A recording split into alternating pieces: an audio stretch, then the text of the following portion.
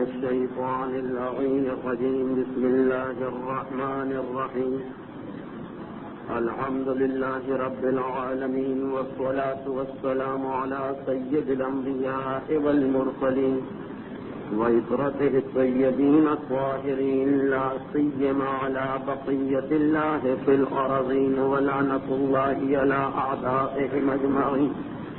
أما بعد، فقد قال الله الحكيم في كتابه الكريم. بسم الله الرحمن الرحيم. وَلَقَدْ كَانَ لَكُمْ فِي رَسُولِ اللَّهِ أُسْوَةٌ حَسَنَةٌ. صلوات.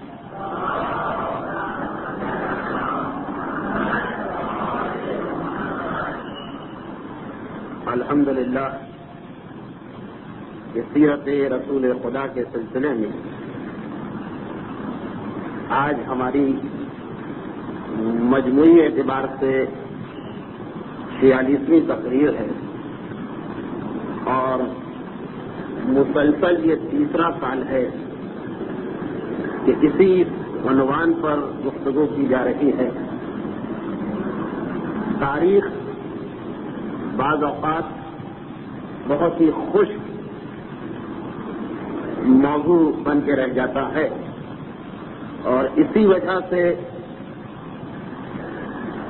میں نے جس وقت بعض مخلص مومنین کرام کی دعوت پر اس سلسلے کا آغاز کیا تھا تو بہت زیادہ ڈرتے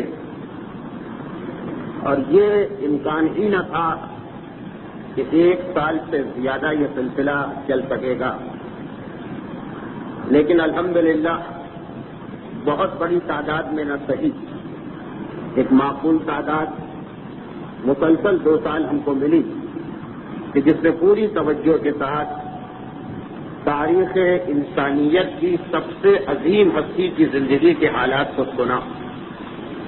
اور میں نے دونوں سالوں میں پہلی تقاریر میں یہ عرض کیا تھا کہ قرآن کریم ایک طرف تو ہمیں یہ حکم دے رہا ہے کہ قل ان کنتم تحبون اللہ فاتبعونی، اے رسول ان لوگوں سے کہہ دیجیے کہ اگر یہ اللہ سے محبت کرتے ہیں تو انہیں نجات نہیں ملے گی جب تک کہ یہ تیری پیروی نہ کرے.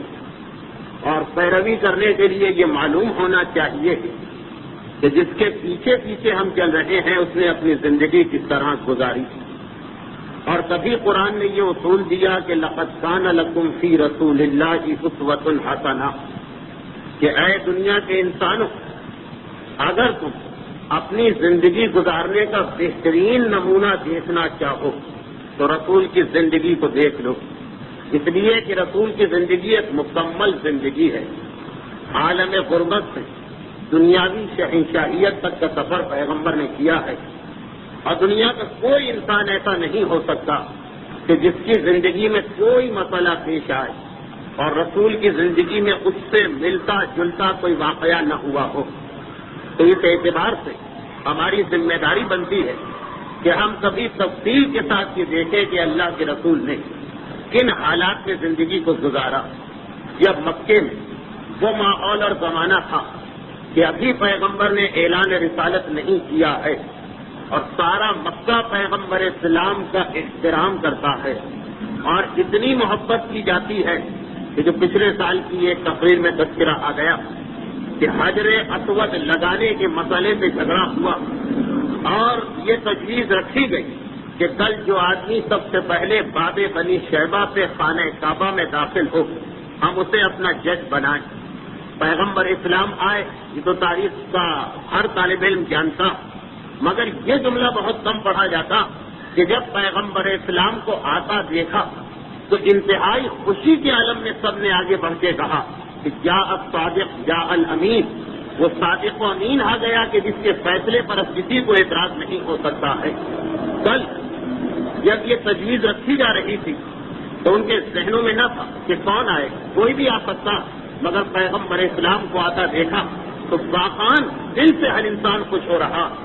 اور اسی مکے میں پیغمبر اسلام نے یہ دیکھا کہ کتنی زیادہ توہین اور بے عزتی کی جا رہی دنیاوی اعتبار سے. جب پیغمبر نے اعلان رسالت کر دیا انسان کے لیے ایک نئے ماحول میں، ایک نئے محلے میں، ایک نئے شہر میں جا کے اپنی زندگی کو بدلنا آسان ہے، لیکن اسی معاشرے کے اندر کہ جہاں کل تک عزت ہو رہی، ایک ایسی بات کہہ دینا کہ پہلے سے معلوم ہے کہ احترام کرنے والے دشمن بن جائیں گے، بہت ہی مشکل ہے پیغمبر اسلام کی زندگی۔ وہ پہلو بھی ہمارے سامنے ہے کہ دشمنوں کے نرغے میں رسول ہیں اور کس طرح اسلام کی تحریک کو آگے بڑھا رہے ہیں، اور انشاءاللہ اس سال کی تقاریر میں آگے چل کر وہ پہلو بھی آپ کے سامنے آئے گا کہ جب مدینے میں جا کے ایک حکومت قائم ہو گئی تو کیا حکومت ملنے کے بعد اللہ کے رسول کے طریقے میں کوئی تبدیلی آئی یا نہیں۔ تو کوئی انسان چاہے وہ شہنشاہ ہو یا ایک معمولی غریب پیغمبر اسلام کی زندگی کو دیکھے تو یہ نہیں کہہ سکتا کہ اس میں میری زندگی کے لیے کوئی واقعہ موجود نہیں، مگر اس کے خاطر ہمیں پوری تفصیل کے ساتھ سیرت رسول کا جائزہ لینا پڑے گا۔ 45 تقاریر سننے کے بعد آپ حضرات کو یہ اندازہ تو ہو گیا ہوگا کہ میرا طریقہ کار کیا ہے۔ جب تاریخ پہ گفتگو ہوگی تو مکمل تاریخ پر، اور کیونکہ یہ سلسلہ ایک ایسا سلسلہ ہے کہ جو تسلسل چاہتا، اس اعتبار سے اگر کبھی کوئی مخصوص تاریخ آ جائے تو یقیناً ایک طرف دل یہ چاہتا کہ اس مخصوص تاریخ کا حق ادا کیا جائے، کوئی ولادت کی تاریخ، کوئی شہادت کی تاریخ، کوئی وفات کی تاریخ، مگر دوسری جانب یہ خیال بھی ہوتا کہ سال میں ہمیں بمشکل تمام 12، 14، 15 تقاریر کا موقع ملتا ہے، ربیع الاول کے آخر سے رجب کے آخر تک ایک ایک تقریر کی اہمیت ہوتی، موضوع بہت وسیع ہے۔ ابھی 45 تقاریر کے باوجود ہم پیغمبر اسلام کی زندگی کے 1/3 واقعات کو بھی بیان نہیں کر پائے، تو جتنا بھی وقت ملے اسے غنیمت سمجھا جائے۔ میں پہلے ہی معذرت کر دوں کہ ولادت ہو، شہادت ہو، وفات اور دیگر مخصوص تاریخوں میں بھی میرے لیے اپنے موضوع سے ہٹنا بہت مشکل ہوگا، اور میرے اطمینان کے لیے یہ ایک بات کافی کہ ہمارے یہاں جتنی بھی مخصوص تاریخیں آئیں گی ان کا تعلق جن ہستیوں سے ہوتا، ان تمام ہستیوں کے لیے ذکر رسول سے زیادہ مبارک ذکر کوئی تھا ہی نہیں، اور ان تمام ہستیوں کی سیرت کا تعلق بھی پیغمبر اسلام ہی کی سیرت سے ہے۔ آج بھی ہماری گفتگو آج کی اہم ترین تاریخ کی مناسبت سے ہٹ کر ہے، مگر مسئلہ وہی ہے کہ اپنے موضوع کو مکمل کرنا ہے۔ آپ ہماری مجبوریوں کا اندازہ اس سے کر سکتے ہیں کہ پوری سیرت رسول تو 4 یا 5 سال میں جا کے مکمل ہوگی، لیکن سیرت رسول کا ایک واقعہ بھی ایسا تھا کہ پچھلے سال اس کا بیان شروع ہوا مگر مکمل نہ ہو سکا، آج اس کا بیان مکمل کیا جائے گا۔ پیغمبر اسلام کی سیرت بیان کرتے ہوئے اس منزل پر ہماری گفتگو پہنچی تھی کہ 40ویں سال پیغمبر نے اعلان نبوت کیا اور 10 سال مزید گزر گئے۔ ان 10 سالوں میں جب پیغمبر اسلام کی عمر مبارک 50 سال پہنچ گئی، شروع کے 3 سال وہ ہیں کہ تبلیغ خفیہ طریقے سے ہو رہی، چھپ کے کی جا رہی، اور اتنے عام طریقے سے ہو رہی کہ قریش مکہ کو یہ احساس نہ ہو سکا کہ ان کے دین کے لیے کتنا بڑا خطرہ ان کے سامنے آ رہا۔ 3 سال گزرنے کے بعد وَأَنذِرْ عَشِيرَتَكَ الْأَقْرَبِينَ کا حکم آیا۔ دعوت ذی العشیرہ کی صورت میں خاندان بنی ہاشم کو خصوصاً اور ویسے تمام قریش کو عمومی طور پر یہ پیغام پہنچایا گیا۔ مخالفت کا آغاز کھل کے ہونے لگا، مگر شروع کے 3 سال خفیہ تبلیغ کے بعد پھر جو ہمارے پاس مزید 2 سال آتے ہیں، ان 2 سالوں میں قریش نے کوشش یہ کی کہ اگر مصالحت سے کام چل جائے، کمپرومائز ہو جائے، کچھ لوگ کچھ دو کی بنیاد پر پیغمبر اسلام خاموش ہو جائیں تو زیادہ بہتر۔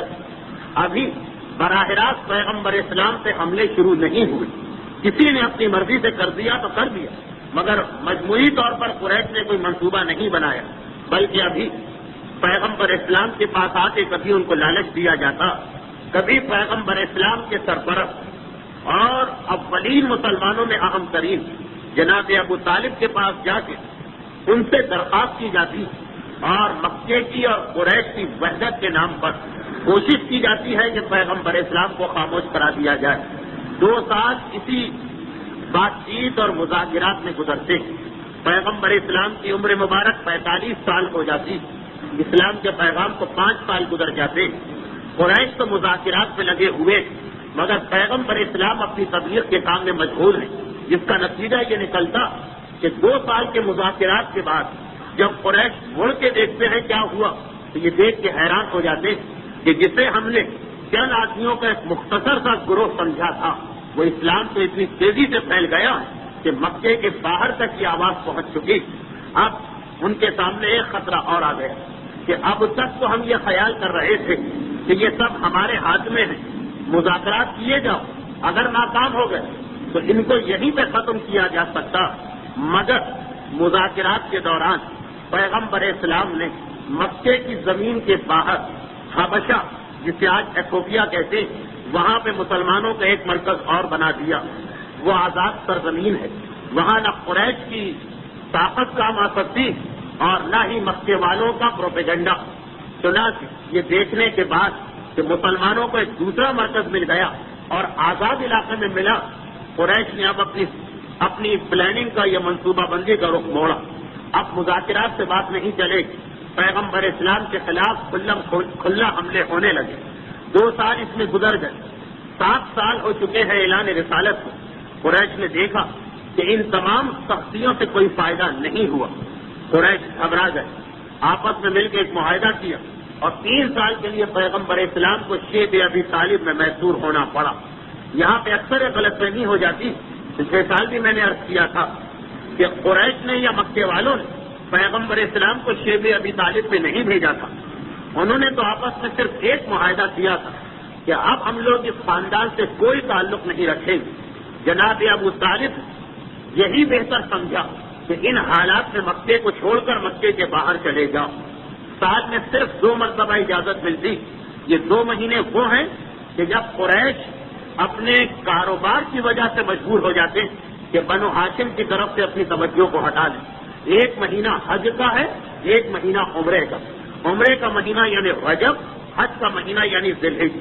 ان 2 مہینوں میں موقع ملتا کہ بنی ہاشم اس 3 سال کی قید کے دوران باہر نکلنے کے بعد جتنی خرید و فروخت کر سکتے ہو کریں، مگر اس وقت بھی ماحول اتنا خطرناک ہوتا کہ بنی ہاشم دن کے وقت باہر نہیں آتے بلکہ رات کے وقت باہر آ کے خرید و فروخت کرتے۔ آج بھی مکے میں ایک ایسا بازار موجود جس کا نام ہے سوق اللیل، بہت ہی مشہور بازار، جسے عوامی زبان میں چھپرا مارکیٹ کہا جاتا۔ یہ وہ بازار آج بھی کہ جہاں پہ مکے کا سب سے بڑا شاپنگ سینٹر کہہ لیجیے کہ قائم ہے، صفا اور مروہ پہاڑیوں کے پیچھے جنت المعلیٰ کے راستے میں سوق اللیل یعنی رات کا بازار۔ اس کو رات کا بازار کہتے ہی اس لیے کہ بنی ہاشم 3 سال کے شیب ابی طالب میں قید رہے، سال میں 2 مرتبہ باہر آنے کا موقع ملتا تو رات کے وقت باہر آتے، کیونکہ بازاروں کی بھیڑ بھاڑ بنی ہاشم پر حملہ کرنا بہت آسان، رات کو اور کوئی نہیں ہوتا سوائے بنی ہاشم کے اور ان دکانداروں کے کہ جو ان 2 مہینوں میں باہر سے آ کے اپنی دکانیں لگاتے۔ 3 سال گزرے اور ہمارے سامنے جناب ابو طالب کے ایمان کی ایک قوی دلیل آئی کہ جب پیغمبر اسلام نے اپنے چچا سے صرف اتنا کہا کہ اس معاہدے کو دیمک کھا چکی تو جناب ابو طالب کتنے اعتماد کے ساتھ قریش کے مجمع میں پہنچے۔ یہ ساری تفصیل پچھلی دفعہ آئی، لیکن 3 سال کی یہ قید اس وقت ختم تو ہو گئی جب معاہدے کو دیمک نے چاٹ لیا، مگر اسی سال پیغمبر اسلام کو یکے بعد دیگرے وہ 2 غم برداشت کرنا پڑے، جس کی وجہ سے اس پورے سال کا نام عام الحزن یعنی غم کا سال ہو گیا۔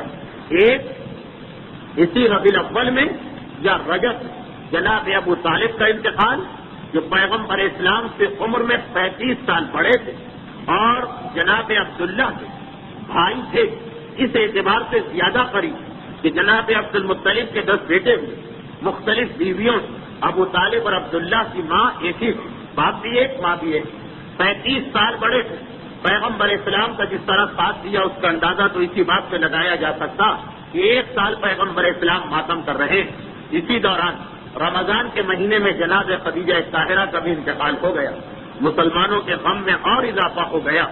ایک وہ کہ جس نے پیغمبر اسلام مکمل طریقے سے جسمانی تحفظ دیا، دوسرا وہ کہ جس نے پیغمبر اسلام کو گھر کا سکون اور تمام مسلمانوں کو مالی تحفظ دیا تھا۔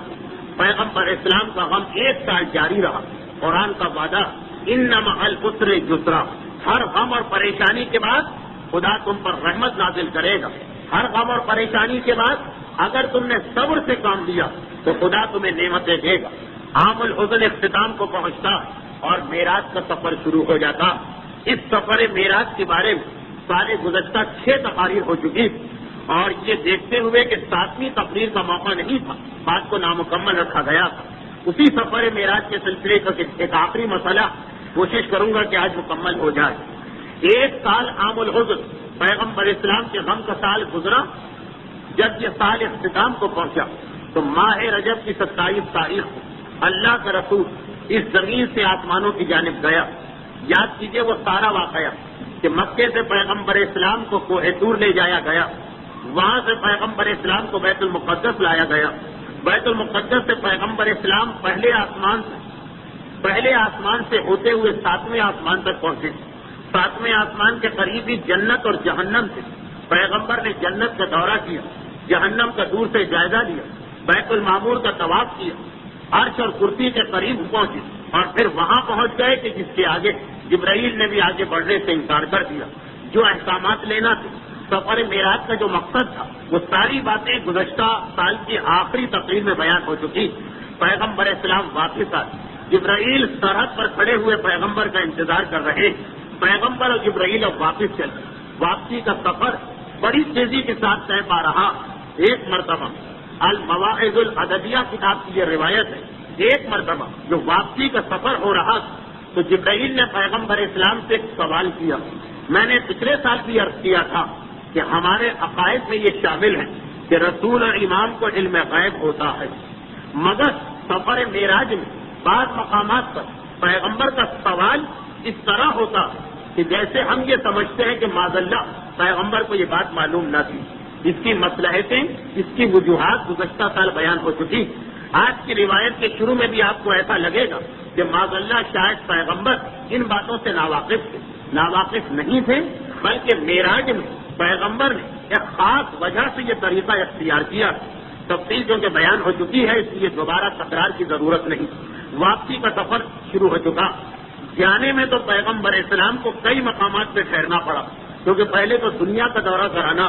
کوہ طور پہ لے جایا گیا تاکہ حضرت موسیٰ نبوت کا آغاز جہاں سے ہوا وہ مقام دیکھ لیں. بیت اللحم میں لے جایا گیا، حضرت عیسیٰ کی ولادت جہاں ہوئی وہ مقام دیکھ لیں. مسجد کوفہ لے جایا گیا جہاں جناب آدم دفن سے. بیت المقدس لایا گیا تاکہ تمام انبیاء کی جماعت کو نماز پڑھائیں. مسجد شجرہ لایا گیا تاکہ پیغمبر وہاں سے لبیک کہتے ہوئے آسمانوں میں جائیں. ان کی سرزمین کے قریب سے گزارا گیا تاکہ پیغمبر اس دنیا کا وہ مقام بھی دیکھ لیں کہ جو آخری دور میں مرکز بننے والا ہوگا ہدایت کا. پھر پہلے آسمان پر فرشتوں سے ملاقات، پہلے اور دوسرے آسمان کے بیچ میں عذاب پانے والوں کو دیکھنا، دوسرا تیسرا چوتھا آسمان، چوتھے آسمان کے اوپر پھر کچھ فرشتوں سے ملاقات، پھر 5واں 6واں 7واں آسمان، بیت المعمور، جنت، جہنم، یہ ساری تفصیلات. مگر واپسی کا سفر تو بہت آسان. سیدھا پیغمبر اسلام کو مکے میں اسی مقام پہ اترنا ہے کہ جہاں سے سفر شروع ہوا تھا. وہ مقام کون سا ہے اس میں بھی اختلاف ہے، لیکن بہرحال وہیں پہ آنا. البتہ واپسی کے سفر ایک ایسی بات پیش آ گئی کہ روایتوں کا جملہ یہ ہے کہ پیغمبر واپس آ رہے ہیں. واپس آتے آتے کا جبرائیل ایک مرتبہ پھر ہم کو مڑنا، جہاں سے ہم چلے یعنی واپسی کا سفر جہاں سے شروع ہوا تھا 7واں آسمان، وہاں دوبارہ میں جانا چاہتا ہوں. کیوں؟ پیغمبر نے یہ کیوں کہا؟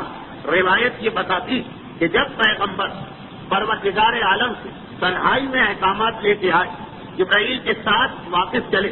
جبرائیل نے واپسی میں، کیونکہ سفر تو بڑی تیزی سے ہو رہا، سوال کیا اللہ کے رسول جب آپ نے جنت کا دورہ کیا تھا تو کیا جنت کے دروازوں کو غور سے دیکھا تھا؟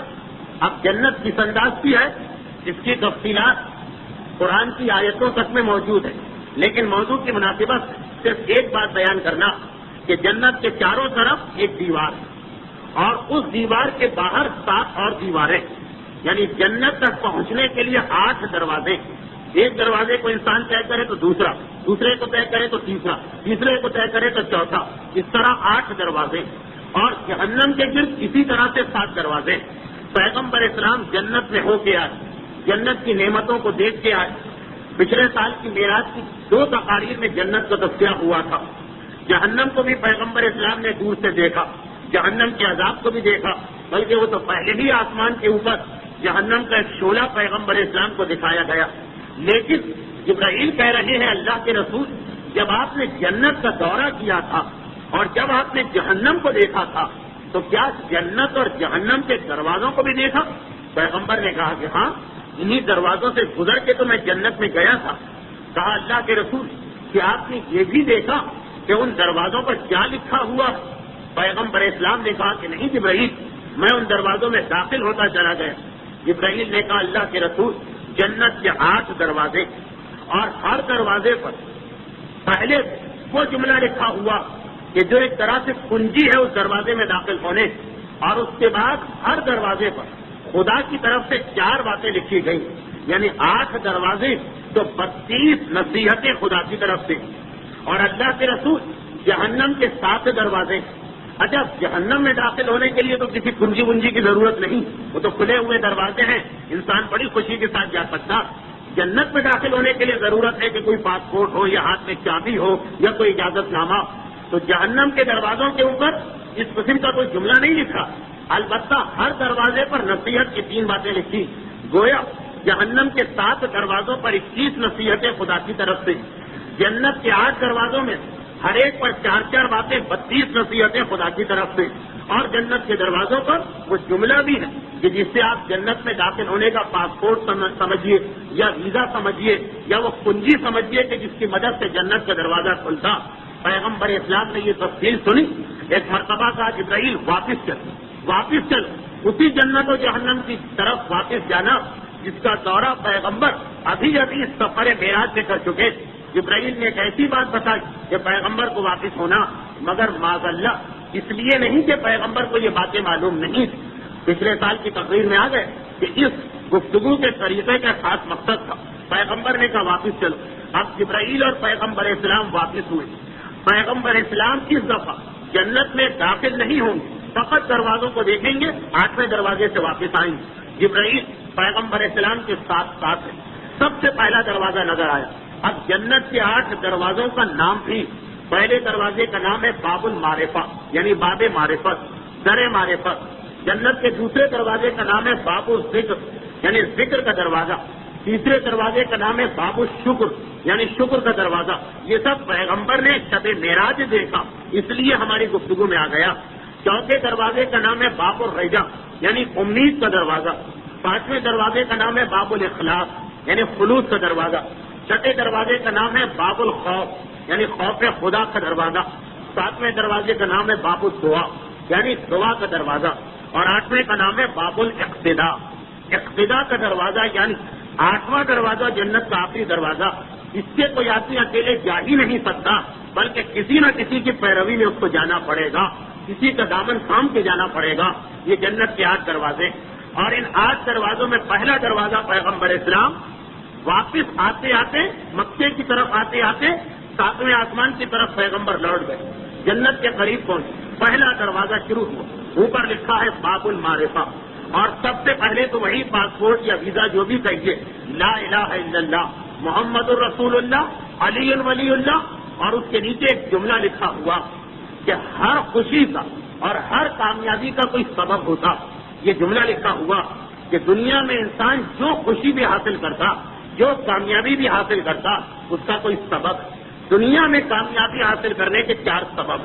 اچھا، ہم اور آپ اپنی جگہ جو بھی سمجھیں، ہمارے نزدیک تو دنیا میں کامیابی حاصل کرنے کے لیے جھوٹ بولنا پڑتا، دھوکہ دینا پڑتا، فراڈ کرنا پڑتا، کسی کا حق مارنا پڑتا، تبھی تو ہم دنیا میں کامیاب ہوں گے، تبھی تو ہمارا اچھا بنگلہ، بڑی گاڑی، بچوں کے اچھے اسکول میں تعلیم، یہ سارے خواب پورے ہو سکیں گے۔ مگر جنت کے دروازے پر معراج کی رات واپس آتے آتے پیغمبر اسلام یہ دیکھ رہے کہ جنت کے دروازے پہ لکھا کہ ہر خوشی اور کامیابی کا کوئی سبب، اور دنیا میں کامیابی حاصل کرنے کے 4 سبب۔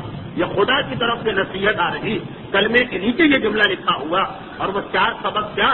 کیونکہ میرے پاس وقت بھی محدود ہے اور میرا موضوع صرف حالات معراج ہے، تفصیل میں نہیں جانا، اس لیے ان میں سے کسی بات کی تفصیل بیان نہیں کروں گا، ورنہ ایک ایک بات ایسی کہ ایک ایک تقریر اس کے اوپر ہو سکتی۔ پیغمبر اسلام فرما رہے کہ میں نے اپنی آنکھوں سے دیکھا، دنیا میں کامیابی کے 4 سبب ہیں. نمبر 1 قناعت. اللہ نے جتنا دیا کوشش کرنے کے بعد انسان اپنے آپ کو اسی میں محدود کر لے. اپنی جس کو اردو میں کہتے ہیں چادر سے زیادہ پاؤں نہ پھیلائے, زیادہ خواب نہ دیکھے, زیادہ خواہشات دل میں نہ رکھے. قناعت کا مطلب کیا؟ یہ نہیں ہے کہ انسان کوئی کام ہی نہ کرے اور کہے کہ بس روکھی سوکھی میں گزارا. حلال طریقے سے جتنی محنت کرنا ہے کرو, پھر جو مل جائے اسی کے اندر محدود ہو جاؤ. نمبر 2 ترک حسد. حسد کو اپنے دل سے نکال پھینکو, کسی کے خلاف حسد پیدا نہ ہو. اور ہم یہ سمجھتے ہیں کہ نہیں, جب تک کہ دوسروں کے خلاف حسد نہ ہو انسان دنیا میں آگے بڑھ ہی نہیں سکتا. نمبر 3 ترک کینہ. کینہ دلوں میں نہیں ہونا چاہیے. کسی نے تم پہ ظلم کیا, کسی نے تم پہ زیادتی کی, آج وہ معافی مانگ رہا یا آج وہ پشیمان, یا وہ آج اپنے طریقے کو بدل چکا, تم بھی اپنے دلوں سے کینے کو نکال پھینکو. ایسا نہ ہو کہ جس طرح عرب کے جاہلوں کا طریقہ کہ سال تک دشمنی کو پروان چڑھایا جاتا, 20 سال پہلے اس نے نقصان پہنچایا, ہم انتقام کے فکر میں ہے کہ جب موقع ملے گا جس طریقے سے اس نے ہمیں نقصان پہنچایا اس سے بڑھ کے انتقام لیں گے. کینہ, یہ کینے کی وضاحت میں مجھے اتنی تفصیل بیان کرنا پڑی. کینہ اپنے دلوں سے نکال دو. انتقام, دشمنی, کسی کے خلاف ہر لمحے اس کو نقصان پہنچانے کی فکر, یہ دل سے نکال دو. اور نمبر 4 نیک لوگوں کی صحبت. یہ 4 چیزیں در جنت پر, اور دروازہ بھی وہ جس کا نام ہی ہے معرفت کا دروازہ. 4 باتیں لکھی: حسد کا ترک کر دینا, کینے کا ترک کر دینا, قناعت کرنا اور نیک لوگوں کی صحبت اختیار کرنا. پیغمبر آگے بڑھے. دوسرا دروازہ باب الذکر, ذکر کا دروازہ پیغمبر کے سامنے. لا الہ الا اللہ محمد رسول اللہ علی ولی اللہ کا کلمہ تو سب سے اوپر لکھا, اور اس کے بعد لکھا وہی جملہ جو پہلے دروازے پر ہے ذرا تبدیلی کے ساتھ, کہ دنیا میں ہر خوشی اور ہر کامیابی کا کوئی سبب ہوتا. اگر کوئی آخرت میں کامیاب ہونا چاہے تو اس کے 4 طریقے. پہلے دروازے پر تھا دنیا میں اگر تم کامیاب ہونا چاہتے ہو, دوسرے دروازے پر ہے آخرت میں اگر تم کامیاب ہونا چاہتے ہو, اس کے 4 طریقے. اور 4 طریقے کیا ہیں؟ دیکھیے, میں مذاق نہیں اڑا رہا یا کسی عمل کی اہمیت کو کم نہیں کر رہا, لیکن ہمارے یہاں تصور تو یہی کہ جتنا دیر مصلی پر بیٹھو, جتنی زیادہ تسبیحیں پڑھو, جتنا زیادہ اعمال کرو, وہ ساری سنت باتیں. مگر جنت کے دروازے پر 4 باتیں کیا لکھی؟ آخرت میں کامیابی. نمبر 1 یتیم کے سر پہ ہاتھ پھیرنا. نمبر 2 بیواؤں کا خیال کرنا. نمبر 3 مومن کی حاجت پورا کرنے کے لیے جتنی کوشش کر سکتے ہو کوشش کرنا. یہ نہیں لکھا ہے کہ مومن کی حاجت پوری کرنا اس لیے کہ وہ انسان کے اختیار میں نہیں, حاجت مومن کے لیے صحیح کرنا, کوشش کرنا. اور نمبر 4 فقراء اور مساکین کی خبر گیری کرنا. یہ 4 چیزیں جو آخرت میں انسان کو کامیاب کرتی. اور اس کے بعد جب پیغمبر مزید آگے بڑھتے تو تیسرا دروازہ نظر آ رہا, اس کا نام ہے باب الشکر, اللہ کی نعمتوں کا شکر ادا کرنا. اور اس دروازے پر پہلے تو وہی کلمہ ہے لا الہ الا اللہ محمد الرسول اللہ علی ولی اللہ. اس کے بعد جو اللہ کی سب سے بڑی ایک نعمت جس کو ہم اور آپ کو کوئی اہمیت ہی نہیں دیتے, اس کے حوالے سے 4 باتیں. دروازے کا نام ہے باب الشکر, شکر کا دروازہ. اور اس کے نیچے جملہ کہ جو انسان کامیابی حاصل کرتا ہے اس کا کوئی سبب ہوتا. اگر کوئی انسان اپنی تندرستی کو برقرار رکھنا چاہتا ہے تو اس کے لیے 4 طریقے اس کو اختیار کرنا ہوں گے. بار بار روایتوں میں آیا کہ ایک نعمت ایسی کہ انسان اس پر توجہ ہی نہیں دیتا, اور وہ ہے تندرستی, جس کے بارے میں اکثر میں ایک واقعہ پڑھا کرتا ہوں. جب شیخ سعدی غربت کے عالم میں آئے, اپنے زمانے کا ایک عظیم عالم, اپنے زمانے کا ایک عظیم محسن جس نے اللہ کے دین کی خدمت بھی بہت زیادہ کی, مگر غربت کا یہ عالم کہ پاؤں میں جوتے تک نہ رہے, ننگے پیر گھومنا پڑا. تو اللہ سے یہی شکوہ تو کیا تھا, پروردگارا میں اپنی ساری زندگی میں تیرے احکامات کی پیروی کروں اور تیرے دین کی خدمت کروں. اس کا نتیجہ یہ نکلا کہ بے دین, بے نمازی, حلال و حرام کا خیال نہ کرنے والے وہ تو لکھپتی اور کروڑپتی بنتے جا رہے ہیں, اور دین کا ایک خادم یہ حالت کے پاؤں میں جوتا نہیں. یہ شکوہ کر کے گھر سے نکلے, مسجد کے دروازے پہ نگاہ پڑی, بے اختیار توبہ کرتے ہوئے مسجد میں گئے اور نماز استغفار کو ادا کر کے شکر کا سجدہ کیا. لوگوں نے پوچھا بھائی کیا ہوا؟ 5 منٹ پہلے تو اللہ سے اتنی شکایت, توبہ کس بات؟ کہا دروازہ مسجد پہ میں نے دیکھا ایک ایسا فقیر بیٹھا کہ جس کے دونوں پاؤں گھٹنے سے کٹے ہوئے. تو میں نے سوچا کہ اللہ مجھے جوتا نہ دیا نہ صحیح پیر تو دیے. اگر اللہ مجھے اسی طرح سے پیدا کرتا تو میں اللہ کا کیا کر سکتا تھا؟ انسان تو کچھ نہیں کر سکتا. تو کچھ ایسی نعمتیں ہوتی کہ انسان اس پر توجہ ہی نہیں دیتا. کسی کو بینائی طاقت پر ملی, کسی کے ہاتھ پاؤں میں طاقت, ان نعمتوں پہ تو کبھی دھیان ہی نہیں جاتا. پروردگارہ ہمارے گھر میں غربت ہے, پروردگارہ ہماری خواہش پوری نہیں ہو رہی, خدا بھی ہمارا کوئی خیال نہیں رکھ رہا. تو باب و شکر کے دروازے پہ لکھا کہ ہر چیز کا کوئی سبب. اگر کوئی آدمی اپنی تندرستی کو جو ظاہری اعتبار سے سب سے بڑی نعمت برقرار رکھنا چاہے تو اس کے 4 سبب, اور وہی مشہور روایت, کم بولو, کم کھاؤ, کم سو, اور شہوت کو کم سے کم کرو. اس کے بعد پیغمبر آگے بڑھ. چوتھا دروازہ پیغمبر اسلام کی آنکھوں کے سامنے باب الرجا, جس کا نام ہے امید کا دروازہ. سب سے پہلے تو وہی جملہ لا الہ الا اللہ محمد الرسول اللہ علی ولی اللہ, اور اس کے نیچے لکھا کہ جو آدمی خدا اور قیامت پہ یقین رکھتا اس کی 4 نشانیاں. یہ باب الرجا کے سامنے لکھا ہوا. امید کے دروازے کے نیچے, ہم امید کے دروازے کے اوپر جس کے نیچے سے ہمیں جنت میں داخل ہونا, اور ہر ایک کو امید ہے کہ ہم تو جنت میں جائیں گے. مگر دیکھیں تو صحیح وہاں کیا لکھا کہ جو آدمی خدا اور قیامت کا یقین رکھتا اس کے بغیر تو جنت میں داخل ہونا ناممکن. جو آدمی خدا اور قیامت پہ یقین رکھتا اس کے لیے 4 نشانیاں, یعنی یہ 4 نشانیاں پیدا ہوں پھر امید کرو تو امید پورا ہونے کا امکان. وہ 4 نشانیاں کیا بتائی گئی؟ نمبر 1 والدین کا احترام, یہ سب سے پہلی نشانی. اس کے بغیر تو تم امید بھی نہیں کر سکتے جنت میں داخل ہونے, پہلی نشانی. نمبر 2 اپنے پڑوسی کے حق کا خیال رکھنا. جو اللہ نے پڑوسی کا حق رکھا اگر اس کو ادا نہیں کر رہے تو جنت میں داخلے کی امید بھی نہیں ہونا چاہیے. نمبر 3 اکرام الضیف, مہمان کی عزت, مہمان کا احترام کرنا. اور نمبر 4 بولو تو نیک بات بولو ورنہ خاموش رہنا. یہ 4 چیزیں ایسی جو امید کے دروازے کے نیچے, امید کے دروازے پر یہ طے کے لکھی گئی کہ جو آدمی اللہ اور قیامت پہ یقین رکھتا ہے اس کی یہ 4 نشانیاں تو ضرور ہوں گی. والدین کا احترام کرے گا, پڑوسی کے حق کا خیال کرے گا, آنے والے مہمان کی عزت کرے گا, اور اگر بولے گا تو نیک بات بولے گا ورنہ خاموش رہے. پیغمبر اسلام مزید آگے بڑھے. اب جب پیغمبر اسلام آگے بڑھے تو 5واں دروازہ سامنے باب الاخلاص یعنی خلوص کا دروازہ. لا الہ الا اللہ محمد الرسول اللہ علی ولی اللہ, یہ کلمہ تو اس دروازے کے اوپر لکھا ہوا. اور پھر اس کلمے کے نیچے داخلے کے راستے کے اوپر ایک جملہ لکھا ہوا کہ جو آدمی اپنے لیے 4 باتوں کو پسند نہیں کرتا وہ 4 کام ہرگز نہ کرے. جو آدمی اپنی ذلت نہیں چاہتا, کون آدمی ایسا ہے جسے اپنی ذلت پسند؟ اگر کسی آدمی کی یہ خواہش کہ میں کبھی لوگوں کے سامنے ذلیل نہ ہونے پاؤں تو اس دروازے پہ لکھا کہ جو آدمی اپنے آپ کو ذلیل نہیں کرنا چاہتا وہ اللہ کے کسی بندے کو ذلیل نہ کرے. جو آدمی اپنے لیے گالی پسند نہیں کرتا, کون آدمی یہ پسند کرے گا کہ اس کو گالی دی جائے؟ جو آدمی اپنے لیے گالی پسند نہیں کرتا وہ آدمی کبھی کسی دوسرے کو گالی نہ دے. جو آدمی یہ پسند نہیں کرتا کہ اس کے اوپر ظلم ہو وہ آدمی کسی اور پر بھی کبھی ظلم نہ کرے. اور جو آدمی یہ پسند نہیں کرتا کہ خدا اس سے انتقام لے وہ بھی کسی سے انتقام نہ لے. یعنی 4 چیزیں ایسی کہ اگر کوئی آدمی یہ 4 چیزیں اپنے لیے چاہتا, میرے اوپر کوئی ظلم نہ کرے, مجھے کوئی گالی نہ دے, مجھے کوئی ذلیل نہ کرے اور مجھ سے کوئی انتقام نہ لے, تو اس کے لیے اسے 4 کام کرنا پڑے.